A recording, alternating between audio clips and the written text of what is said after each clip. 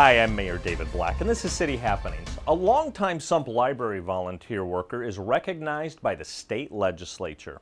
And we've had 3 more ribbon cuttings over the past several weeks. We'll introduce you to those new businesses in town. And we wrap up our series on D.A.R.E classes in local schools with an overall look at the police department program. Now here's City Happenings for the week of April 4th. Thanks, Mayor Black. Lorene Dulkoski has volunteered at the Sump Library for 23 years. Her efforts were recognized in Lincoln on Library Legislative Day. Well, I was just thrilled to be there, and I met the loveliest group of library people. I don't know if they're a special breed. Everyone was so friendly, so complimentary. I just said, what a treat for me to be here among these wonderful people. I really, and Senator Smith could not have been more charming and more accommodating. He did my presentation. My first thought is I'm uncomfortable with it. I like to be behind the scenes, but it is when you get out there and with the crowd and all, you find that it's a pretty nice experience. Lorene shares what she's experienced during her time as a volunteer. For one thing, the books continue to change that are coming in, so that's always new. I've gone in the transition from an old library, which was across the street at the old Sarpy County Courthouse, to this beautiful building here, so that's been a wonderful transition for me. I've seen change in staff, and once again, there's something about library people. They're all wonderful to me. 3 ribbon cuttings at local businesses made for a busy March. Here's a look. Okay, 1, 2, 3, cut. All right.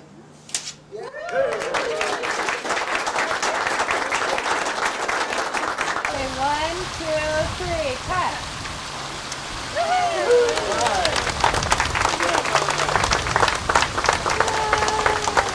You guys got the picture? Ready? Got it. Okay. Here we go. 1, 2, 3, cut. The city's D.A.R.E program in local schools has remained strong. Here's the final part in our series. You know what's interesting, and by no coincidence, it's obviously the way things are. We talk a lot in D.A.R.E, which just started in the last couple of years. We added some classes about bullying. We added some classes about prescription drugs, over-the-counter drugs, and there's more of those kinds of changes coming for D.A.R.E. Probably this next summer you're going to see a lot of rewrites, and because things change. We do have an internet safety block that I talk about. So all of those things that they're learning in D.A.R.E, all of a sudden you start turning on the news, you open up the newspaper, you go online and read the news, and you start saying, wow, this is exactly what we talk about in D.A.R.E, is these things can happen if you don't stay on your toes and do things right. And I think some of the lessons that get learned is most of these incidents, when the truth all comes out about what happened behind the scenes, there's drugs involved. We had a tragic incident here in Papillion last semester. One of my past D.A.R.E students was shot and killed.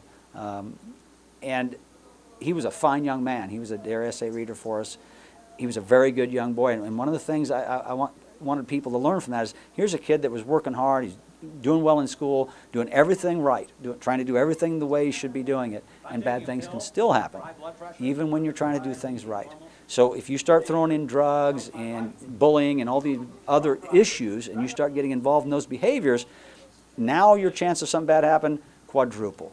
And so while these events are tragic, they've been going on forever, since the beginning of time, and we have to learn that the true cause behind a lot of this is people need to care about each other, and they need to stay drug-free and follow the law. It's really that simple, especially for 11, 12-year-olds, because they're so insightful. They'll tell you, oh, I'd never do that. That's just dumb. Why would somebody get drunk and drive a car? They know those things now, and so what I try to do is reinforce that you're correct, and you need to keep thinking that way as you get older, because somebody's going to come along and try to convince you to do something else, and that's when you have to make a decision who you are.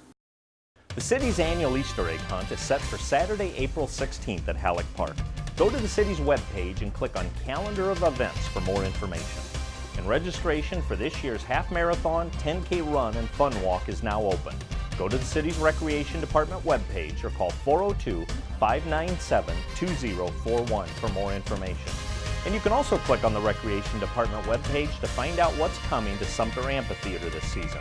We feature the Starlight movie series and the Swingin' at Sumter Summer Music Series. The city's annual spring cleanup is scheduled for April 15th through the 17th at the River City Complex. Proof of Papillion residency is required. Call 402-597-2043 for more information.